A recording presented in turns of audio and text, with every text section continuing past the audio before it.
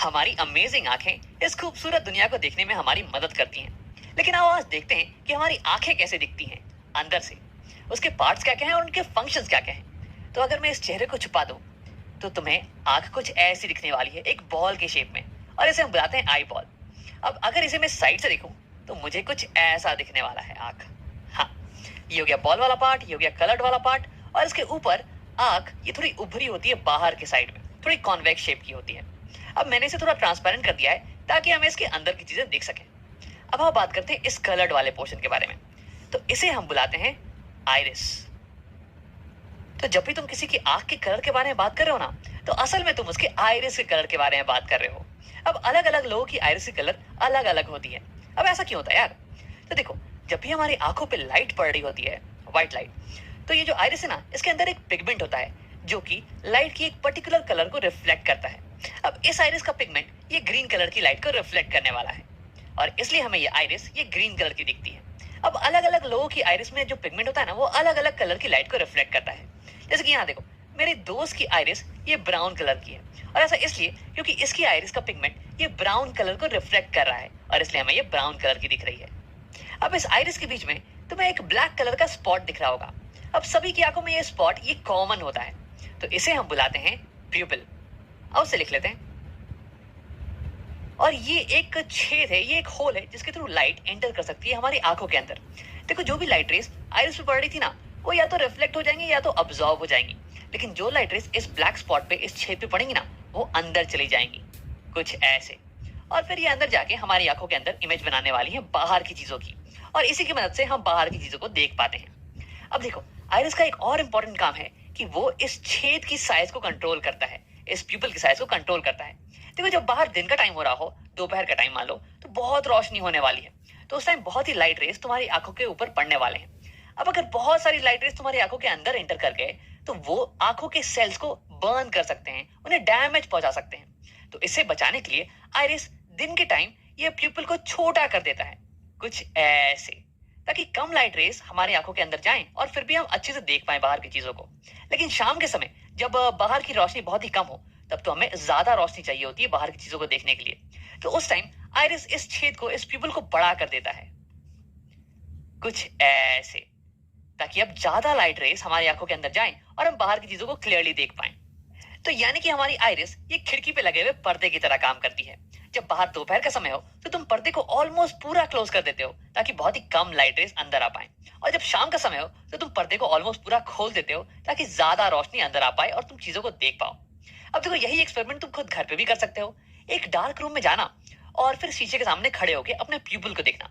देखो, इस समय तुम्हारी प्यूपिल ये बहुत ही बड़ी होगी, लेकिन जैसे ही तुम लाइट को ऑन करोगे ना, तो वैसे ही तुम्हारी प्यूपिल ये छोटी होती चली जाएगी। अब आप बात करते हैं आई के कुछ और पार्ट्स के बारे में। उसके लिए मैं इस आइरिस को यहाँ पे छुपा देता हूँ। मैंने यहाँ पे आइरिस का क्रॉस सेक्शन बना दिया है। ये ग्रीन वाला पार्ट ये हो गया आइरिस, और ये बीच में जो होल है ये हो गया प्यूपिल। लाइट इसके थ्रू एंटर करेगी और फिर ये मिलने वाली है इस कॉन्वेक्स शेप के लेंस से। ये हो गया हमारी आंखों का लेंस, आई लेंस। देखो, इसका काम है कि इनकमिंग लाइट रेस को फोकस कर देता है इस पीछे वाली सरफेस पे, और फिर यहाँ पे एक क्लियर इमेज बन जाती है। अब देखो, ये बल्ज्ड पोर्शन है, उभरा हुआ पोर्शन, इसे हम बुलाते हैं कॉर्निया। इसे हम बुलाते हैं कॉर्निया। लाइट रे जब हमारी आंखों पे पड़ती हैं, तो सबसे पहले ये कॉर्निया से ही मिलती हैं, उसके बाद ही अंदर जाती हैं। अब देखो, कॉर्निया और लेंस के बीच का पोर्शन ये भरा हुआ होता है वाटर से। वैसे 99.9% वाटर होता है, 0.1% कुछ विटामिन और प्रोटीन्स वगैरह होते हैं, और इस पोर्शन को हम बुलाते हैं aqueous humour. Aqueous humour, aqueous का मतलब हो गया वाटरी, क्योंकि ये मैक्सिमम वाटर का ही तो बना हुआ है। अब देखो, कॉर्निया और ये लेंस ये दोनों ही कॉन्वेक्स शेप की हैं, तो ये दोनों मिलके हमारी आंखों की कन्वर्जिंग लेंस सिस्टम बनाती हैं। ये दोनों मिलके इनकमिंग रेस को कन्वर्ज करती हैं, ताकि कि एक शार्प इमेज हमें इस पीछे वाले सरफेस पे मिल जाए। अब देखो, मैक्सिमम रिफ्रैक्शन ये कॉर्निया पे ही होता है, क्योंकि जो लाइट रेस एंटर कर रही है ना, वो एयर से आ रही है, और फिर कॉर्निया के बाद में वाटर का सिस्टम। तो यानी कि यहाँ पे maximum change in refractive index होता है, और इसलिए लाइट की मैक्सिमम बेंडिंग ये कॉर्निया के ऊपर ही होती है। उसके बाद लाइट रेस प्यूपिल के थ्रू लेंस पे हिट करती हैं। अब लेंस जो है ना, ये हल्का एडजस्टमेंट प्रोवाइड करता है इन लाइट रेस को, ताकि ये लाइट रेस कंप्लीटली फोकस हो जाए इस पीछे वाले सरफेस के ऊपर ही, और यहीं पे एक फोकस्ड इमेज हमें मिले। अब देखो, इस पीछे वाले सरफेस को इसे हम बुलाते हैं रेटिना। अब अगर इस रेटिना के ऊपर हमें एक फोकस इमेज मिले ना, तो हम उसे क्लियरली देख पाएंगे, उसे क्लियरली रीड कर पाएंगे। लेकिन अगर एक फोकस इमेज नहीं मिल रही है तो हमें बाहर की चीजें धुंधली नजर आने वाली हैं। तो यानी कि रेटिना ये एक स्क्रीन की तरह काम करता है, एक पर्दे की तरह, जिसपे की इमेज बन सके। अब देखो, तुम ये सोच रहे होगे कि अगर इस पे इमेज बन जाए तो हम इसे कैसे देख पाते हैं। तो ऐसा इसलिए क्योंकि रेटिना जो है ना, ये लाइट सेंसिटिव सेल से बना हुआ है। यानी कि उस पे अगर इन सेल्स पे अगर लाइट पड़े तो ये सेल्स एक्टिवेट हो जाते हैं, ये लाइट को फिर इलेक्ट्रिकल सिग्नल्स में कन्वर्ट कर देते हैं। और फिर यहाँ पे क्या होता है, रेटिना पे कुछ नर्व्स होती हैं, ऑप्टिक नर्व्स, जो कि इन सिग्नल्स को, इलेक्ट्रिकल सिग्नल्स को ले जाती हैं हमारे ब्रेन के पास।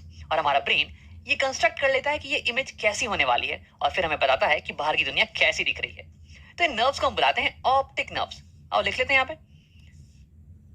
अब देखो, रेटिना और लेंस के बीच का जो पोर्शन है ये भरा हुआ होता है एक जेली लाइक मटेरियल से। इसे हम बुलाते हैं विट्रस ह्यूमर। विट्रस का मतलब हो गया ग्लासी। अब ये ग्लास की तरह कठोर तो नहीं, बल्कि ग्लास की तरह ट्रांसपेरेंट जरूर है, ताकि लाइट इसे पास कर सके। अब देखो, इसका फंक्शन ये होता है कि ये हमारी आई बॉल को सपोर्ट प्रोवाइड करे। अब अगर विट्रस ह्यूमर नहीं होता तो आई बॉल ये स्फेरिकल तो नहीं रह पाती, ये तो पिचक जाती ना। तो यहाँ हमारे पास हो गया एक्वस ह्यूमर, जो कि वाटरी है, और ये कॉर्निया और लेंस को न्यूट्रिशन प्रोवाइड करता है। और यहाँ पे विट्रस ह्यूमर ये जेली लाइक है, और ये हमारी आई बॉल को सपोर्ट प्रोवाइड करता है। अब हम एक आखिरी चीज के बारे में बात करते हैं, इन फाइबर लाइक मटेरियल्स के बारे में जिन्होंने हमारे लेंस को पकड़ रखा है।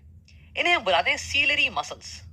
अब देखो, ये सीलरी मसल्स ये हमारे लेंस के शेप को बदल सकती हैं। तो हाँ, हमारा लेंस ये एक रिजिड मटेरियल का नहीं बना हुआ है, बल्कि ये एक जेली लाइक मटेरियल का बना हुआ है। और अगर तुम इसे पिचकाओगे ना तो ये पिचक जाने वाला है, और इसकी जो कर्व्ड पोर्शन है ना, ये और ज्यादा कर्व्ड हो जाने वाली है। और अगर तुम इसे खींचोगे तो ये एलोंगेट हो जाने वाला है, और इसकी कर्वेचर ये पतली हो जाने वाली है। अब तुम सोच रहे होगे, यार इसका क्या फायदा है। तो देखो, हमारी आंखें अलग अलग दूरी पे रखे हुए ऑब्जेक्ट्स पे फोकस कर सकती हैं, उनकी इमेज को सेम डिस्टेंस पे बना सकती हैं। अब ऐसा करने के लिए हमारे लेंस के पावर को चेंज होना पड़ेगा, और ऐसा करने के लिए हमें अपने लेंस के कर्वेचर को चेंज करना पड़ेगा, और वही करने में मदद करती है हमारी सीलरी मसल्स। अब हम इसे और थोड़ा डिटेल में समझते हैं। तो केवल फोकस करते हैं हमारे लेंस पे। अब मान लो कि तुम किसी दूर रखी हुई ऑब्जेक्ट को देख रहे हो। तो दूर रखा हुआ ऑब्जेक्ट है, तो इसलिए उससे जो इनकमिंग रेस होंगी ना, इंसिडेंट रेस, ये ऑलमोस्ट पैरेलल होने वाली है। और क्योंकि तुम इसे क्लियरली देख पा रहे हो, इसका मतलब कि उसकी एक क्लियर इमेज, उसकी एक फोकस्ड इमेज ये लेंस बना दे रहा होगा यहाँ रेटिना के ऊपर। तो यानी कि ये लेंस इनकमिंग पैरेलल रेस को फोकस कर दे रहा है रेटिना के ऊपर। कुछ ऐसे देखो, ये होगी रे डायग्राम। पैरेलल रेस आ रही हैं और ये लेंस उसे फोकस कर दे रहा है रेटिना के ऊपर। अब देखो, इस केस में लेंस इनकमिंग रेस को बहुत ही हल्का रिफ्रैक्ट कर रहा है, बहुत ही हल्का बेंड कर रहा है, कुछ 10 डिग्री का एंगल मान लो। यानी कि इस केस में required power of the lens ये थोड़ी कम होने वाली है। लेकिन अब अगर ऑब्जेक्ट ये तुम्हारी आंखों के पास आ जाए, कहीं यहाँ पे, तो देखो इस केस में जो रेस आ रही होंगी ना तुम्हारी आंखों पे, ये तो डाइवर्जेंट रेस होने वाली है यार, ये तो पैरेलल नहीं होने वाली है। लेकिन देखो, अगर अभी भी तुम पास रखी हुई ऑब्जेक्ट को क्लियरली देख पा रहे हो, इसका मतलब इस ऑब्जेक्ट की भी इमेज बिल्कुल यहीं पे बन रही होगी। तो यानी कि रिफ्रैक्टेड रेस ये तो बिल्कुल ऐसे ही दिखने वाली है। लेकिन इस बार लेंस को, रेस को, इनकमिंग रेस को ज्यादा बेंड करना पड़ेगा, ज्यादा मोड़ना पड़ेगा, ताकि वो यहाँ रेटिना पे फोकस्ड हो पाए। देखो, मैं यहाँ पर रे डायग्राम तुम्हें दिखाने वाला हूं, तुम एक बार अमाउंट ऑफ बेंडिंग पे ही फोकस करना। तो यहाँ तुम देख सकते हो, जब ऑब्जेक्ट पास में आ गया तो ये इंसिडेंट रेस ये डाइवर्जेंट थी और ये ऐसे चली जाती। लेकिन हमारे लेंस ने अब इन इनकमिंग रेस को इतना बेंड कर दिया है, ऑलमोस्ट 45 डिग्री से बेंड कर दिया है, ताकि ये यहाँ रेटिना पे फोकस हो पाए। तो यानी कि जब ऑब्जेक्ट पास में होता है तो लेंस को ज्यादा बेंड करने की जरूरत पड़ती है, यानी कि ज्यादा पावर रिक्वायर्ड है लेंस की। लेकिन जब ऑब्जेक्ट दूर रखा हो तो हमें लो पावर रिक्वायर्ड होती है, लो बेंडिंग रिक्वायर्ड होती है। तो देखो कैसे अलग अलग दूरी पे रखे हुए ऑब्जेक्ट्स पे फोकस करने के लिए हमें अलग अलग पावर की लेंस की रिक्वायरमेंट होती है। अब देखो यार, हमारी आंखों में लेंस तो एक ही है, हम लेंस को तो बदल नहीं सकते हैं। तो हम क्या करते हैं कि लेंस के कर्वेचर को बदल देते हैं, इसे पतला और मोटा करते हैं, डिपेंडिंग ऑन किस चीज पे हम फोकस कर रहे हैं। अगर हम किसी दूर की चीज पे फोकस कर रहे होते हैं तो हमें एक कम पावर की लेंस चाहिए होती है, जो कि लाइट रेस को कम बेंड करे। तो उस केस में हमारी सिल्वरी मसल्स ये रिलैक्स हो जाती हैं, ये हमारे लेंस को एलोंगेट कर देती हैं, ताकि इसकी कर्वेचर ये कम हो जाए और ये लाइट रेस को कम बेंड करे, इसकी पावर कम हो जाए। लेकिन जब हम पास की चीजों पे फोकस कर रहे होते हैं तो उस केस में हमें एक हाई पावर की लेंस की जरूरत होती है, ताकि हम इन डाइवर्जेंट रेस को ज्यादा बेंड कर पाए। तो उस केस में हमारी सिल्वरी मसल्स ये लेंस को पिचका देती है, ताकि इसका कर्वेचर ये बड़ा हो जाए और उसके बाद ये ज्यादा बेंड करने लगे, इसकी पावर बढ़ जाए। तो ऐसे ही सिल्वरी मसल हमारे आई लेंस के शेप को चेंज कर सकती है, इसके पावर को चेंज कर सकती है।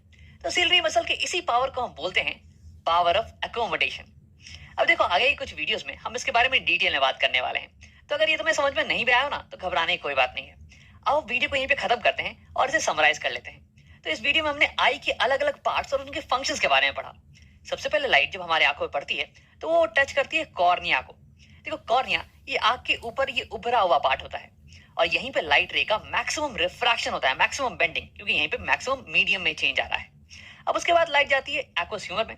अब ये मोस्टली वाटर का बना हुआ होता है और उसके बाद लाइट एंटर करती है आंखों में प्यूपिल के थ्रू, ये ब्लैक वाला पोर्शन।